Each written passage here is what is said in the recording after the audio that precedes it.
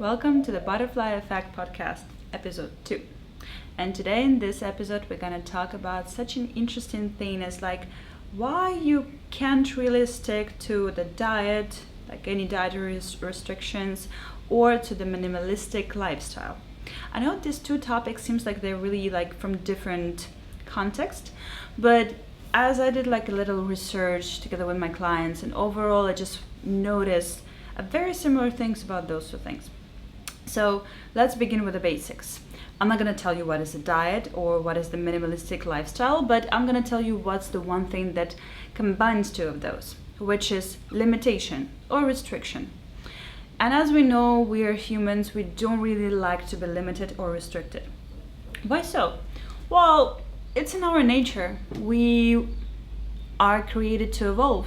We are created to get more resources, to collect resources, to gather resources, save resources, and so on and so forth. So once we feel limited or restricted, we feel like someone is taking something from us. Why so? How can be something that's not even ours taken? Well, in our mind, something that's our hypothetically is also kind of ours. Hypothetically, you met a person, you like the person, you already built a beautiful relationship in your head, and then this person decided to date another one, and you're like, whoa, wait, you were mine. I counted on you. Same with a job, I counted on you. Same with a friend, same with income, salary, or a nice dinner. If you decided that it's yours on some point, it's already yours in your head. So why all these limitations doesn't really work for us nicely? Why some people are able to stick to the restrictions and limitations easily, and it seems like they don't really bother with it, and others are really, really bothered. Others are suffering just from the idea that they won't be able to get something that they want. Well, first things first, and we're gonna go straight to the deep roots, straight to the point, what's going on. What I've noticed on my own experience, when I used to buy the most, the biggest amount of stuff, when I was overeating, especially all sweets, fast food, something some super fast dopamine kind of food, something that brings you immediate joy or immediate fulfillment, immediate satisfaction. Same with the shopping. Period of time when I was buying crazy. I was buying a new bag every week. I was buying new shoes every month. I had not enough legs to wear all this 20 pairs of shoes, but still I kept buying over and over and over again. What was the deal with all of this? Back then, living in the society that kind of encouraged you to consume a lot, you don't really think that it's a bad thing. You feel very proud about yourself that you can afford doing this. I can afford buying all this stuff. I can afford owning all of this. And therefore, if I'm owning so much stuff, it means that I'm successful. It means that I mean something. I have a weight in this life. I'm a big, successful person. But what was actually happening, and what I noticed, what I figured out just not so long ago, is that back then my life was deeply unfulfilling. What I mean is that every day at least once a day, I was questioning myself with the questions what the hell am I doing here? Why am I working at this job? Why am I living in this country? Why am I wearing all black and going through this hamster race? Why am I participating in a game that I'm not really enjoying? And I remember that I used to work in the office for quite a lot of years, but one of my jobs specifically, this office was located right near the shopping center. Next door was a big fancy shopping center. And I remember that there was a lot of days when on my lunch break I was going to that shopping center just to have a little walk, and I was buying something. every time. And I remember that feeling like I deserve it. This is a very interesting feeling because it's like, kind of makes sense, you know? Like, I deserve having nice things. I deserve treating myself with this food or something because I love myself, right? This is self-love that we are talking about. Just to treat yourself. But honestly, this concept of I deserve, it was a very direct consequence of many major directions in my life that I was not satisfied with. And it was my kind of fastest and the most acceptable way of receiving this dopamine spike, and also to treat myself with something, you know, like a little bonus.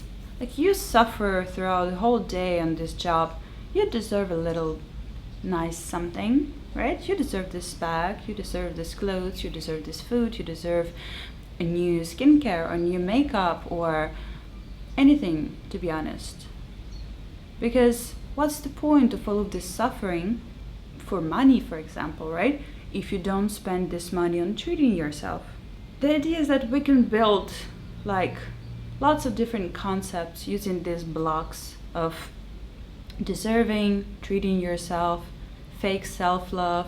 Why it's fake? Well, I hope it's obvious, but we can go into this a little bit later. The important part is that by doing so, you participate in a very much repetitive circle, very much repetitive cycle that repeats over and over and over again, which is you feel unsatisfied because major parts of your life, major directions of your life unfulfilling and you're not happy with them. For that, you get this feeling like I deserve something good. You go, you buy whatever you want. You receive this a little joy, happiness, dopamine spike. Afterwards, you have like your dopamine goes lower, even lower than it was before, and you feel miserable again, and you feel unfulfilled again, even more than it was before. And you go into the circle again. I deserve even more. You buy even more, consume even more, and round and round and round and round. And all this circle kind of doesn't even have the end. In my personal opinion, the only option how you can break this cycle is to stop trying to heal the symptoms and go directly into the roots of such behavior, which is unfulfillment. Sounds big, sounds hard to kind of figure it out, but it's easier than you think. So, step number one, you have to be brutally honest with yourself and determine those spheres of your life that you're unhappy with, that unfulfilling. What means unfulfilling? Means that you feel like you could do so much more. You could have much better job that will be much more interesting, inspiring, that will pay you much more, that you will be able to use your skills, your talents, your knowledge, anything much more in a much higher scale. Or you feel like you could have much more fulfilling relationship with a partner that treats you much better, that better match for you, and overall you know that it's possible. You just don't go there because of fears, most likely. Major fears that I'm afraid to go for what I really want because I'm scared to lose what I already have. Because what if I'm not gonna get any better than this? I can tell you that you will. I can tell you right now that you will. You will get better. Not even better. You will get what you need. And this thing, what you need, might not look the way you were imagining this. That is going to be exactly what you need. Exact partner, exact job, exact opportunities, exact country to live. Something that you need at the moment. This need might change with the time, of course. There is nothing that forever, but what you need will be more fulfilling. Your partner might make less money or might not be able to bring you to some fancy vacation, but he will love you truly, deeply, and he will give you this feeling like you're safe, like you're supported, like you're seen and heard. And these things that it's really hard to explain how much money does it cost, because there is no money that can be equal to the value of such things. What you need might be a challenging job that will challenge your talents, not your mental health. That might pay less, but in the long perspective might pay you much more, which is your balance, your life, your personal life, your mental health again, your dreams, your desires, your accomplishments. And fulfillment is a very vague concept. Together with that, once you get it, you get it. Once you get into the point when you wake up and you feel like, I live the life I want to live. Every day I'm choosing this life. I'm choosing this partner, this place, this occupation, myself. I'm choosing my choices again. Let's think about this phrase all together. I'm choosing my choices. Sounds powerful, right? Like, once I made this choice, that was good to me. And now every time, every day, I'm choosing it over and over again. And every time I do so, I'm more and more fulfilled.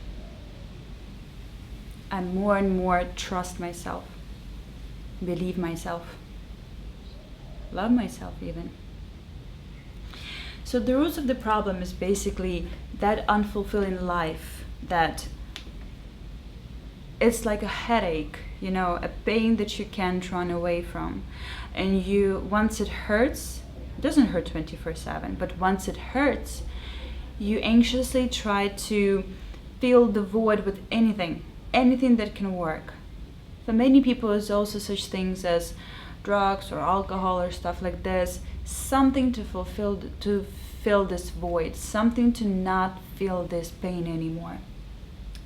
Living unfulfilling life hurts a lot, and it's also some kind of pain that you can't run away from. So, as I already said, step number 1, be brutally honest with yourself and determine which spheres of your life are unfulfilling. Step number 2, you want me to say fulfill it? You want me to say make better choices? Well, on step number 2, and that's the thing that I really want you to kind of be open-minded and hear me out. Step number 2 is connect to yourself. Connect to yourself and start to hear yourself again, which means that when you will ask yourself a question, okay, so this life is unfulfilling. What kind of life will fulfill me? What kind of life do I want to live? It would be amazing to hear the answer within yourself. Because my theory is that we always know. We always know what's good for us. We always know what's the best decisions we can make. We're just not always able to make those decisions. Not always we have enough courage. Not always we have enough, even desire. And you can admit it. I want it, but I don't want it that much. My fear is bigger than my desire at the moment. Imagine it on the scales. When your desire is bigger than your fear, that's when you make an action. Until then, you can try to convince yourself whatever, but no. On the scales inside your head, this is uneven. As long as it's uneven, there is no way out.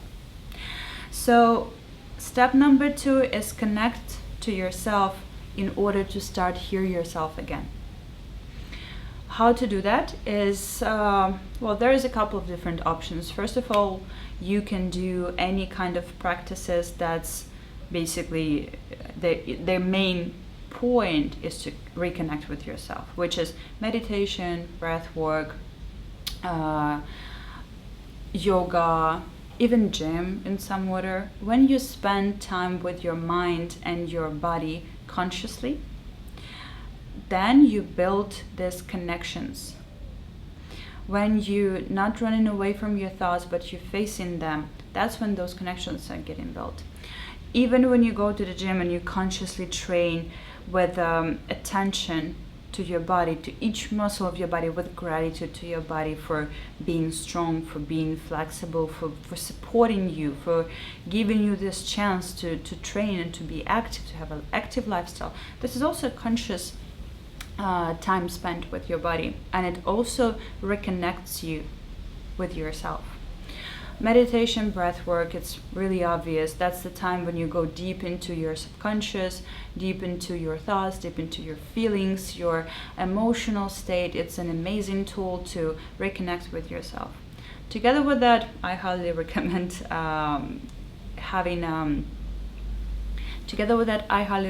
working with a therapist or a life coach or any kind of person who will actively bring you back to yourself, bring your focus on yourself, bring yourself to your emotional state, to your feelings, emotions, to what you're going through. This is the time when you will get asked the right questions and you finally can think about the answers on those questions. It will help you a lot to shape and form a vision of yourself, of your future, of your fulfilled life, of everything that you're wondering. It is possible to see it. You just have to put your focus to it and just, set it as a goal. Basically, I want to figure out what my perfect life looks like. So let's imagine we reconnected with ourselves. We start to hear ourselves. We start to understand and see and feel what kind of choices will bring us to our perfect 10 out of 10 fulfilling life eventually. Important thing is that some kind of indicator that you can use to figure it out if those choices that you're making are those that will bring you to your dream life, or it's just fake choices, fake goals, fake desires, which also exist. Think about this thing. When we want to make a decision that brings us something instant joy, instant fulfillment, instant love, instant care, instant, satisfaction, whatever. It's like a burning fire, which is very powerful in the moment, but it finishes really fast. What we need is this fire, like this energy, this fuel. We need this fire, this energy to kind of like serve as a fuel for us to go through some journey to reach our point B, our point of fulfillment. And normally it's quite a journey, it will take a bit of a time. So what we need is that we need to look for choices, decisions that will bring us this So what we need to look for those choices or decisions that will bring us this amazing results on the long term. What I mean is that I'm not only eating good today and then every weekend I'm going to party and get drunk and eat burgers and whatever, but Monday again and I'm again eating great, clean and everything. No.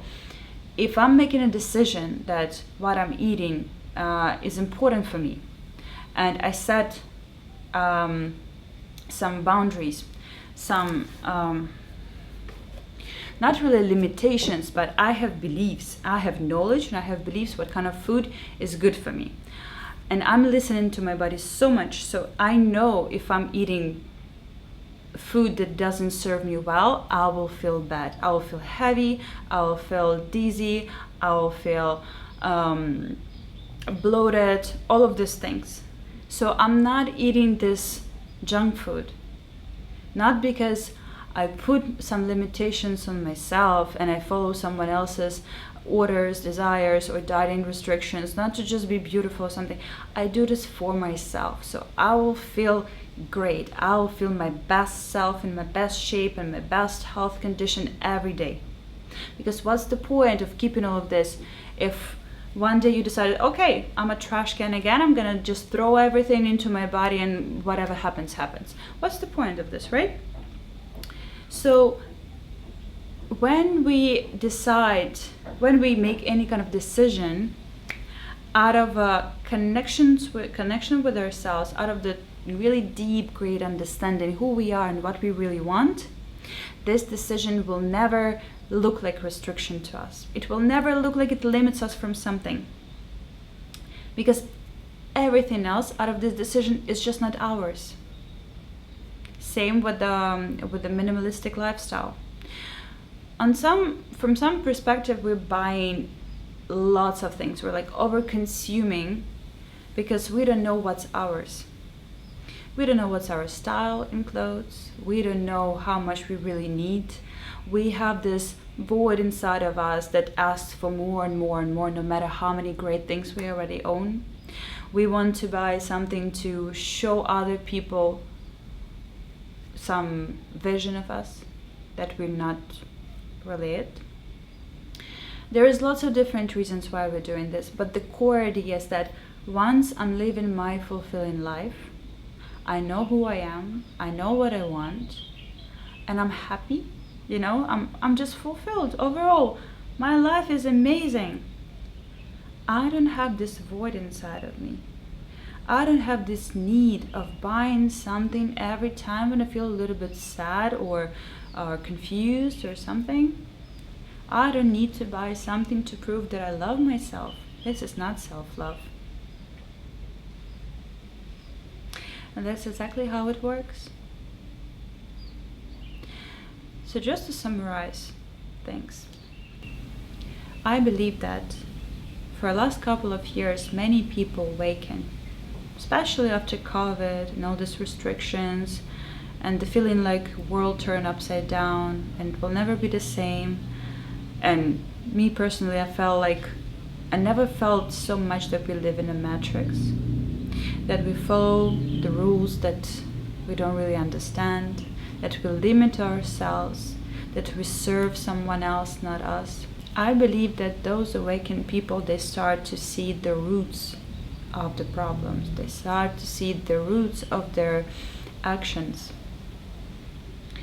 instead of trying to fix or heal the symptoms. So in this episode, I did my best to describe you and basically show you another point of view. I'm not aiming, being the truth for everyone.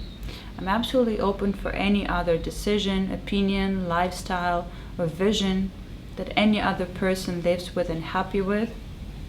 You do you. That's something that I've noticed throughout my last couple of years. That's something that I've noticed because I was there. I was a part of, let's say, this game, this repetitive cycle. And from my perspective, right now I'm having much better quality of life. Right now I'm much happier, much more satisfied, much more fulfilled, and overall I absolutely can live minimalistic lifestyle as I do now. I absolutely can follow any kind of dietary restrictions or any kind of diet if I want to. I created my own because of the lifestyle that I'm having. It kind of makes sense. Sometimes I also have all these cravings. Sometimes I also have desires, but how I treat them now, I treat them as a signal. Because mostly, if one day I can think about anything but tiramisu, for example, it means that some part of my life is actually less fulfilling as it used to be. And I need to do the revision again. I need to do this inspection again and find the broken piece and find what's not satisfying me anymore, what's going on. Because normally it's not about tiramisu at all. Normally it's deeper. And once I figured out what's the deeper, like what's the reason, what's the real issue, and I'm able to fix it and I'm able to do something with it, or at least to put the focus of my attention in it, the magic happens. One thing follows another, and I'm able to fix the whole thing immediately and keep living my fulfilling lifestyle. And if I want to tiramisu, I will, but it's not gonna be because I deserve it. It's just tiramisu at the end of the day. Thank you so much for watching this episode, and I really hope that it was useful for you. And please leave your opinion in the comments. I would love to read it. I'll be happy to answer all of these messages. And I wish you a great day, and thank you very much.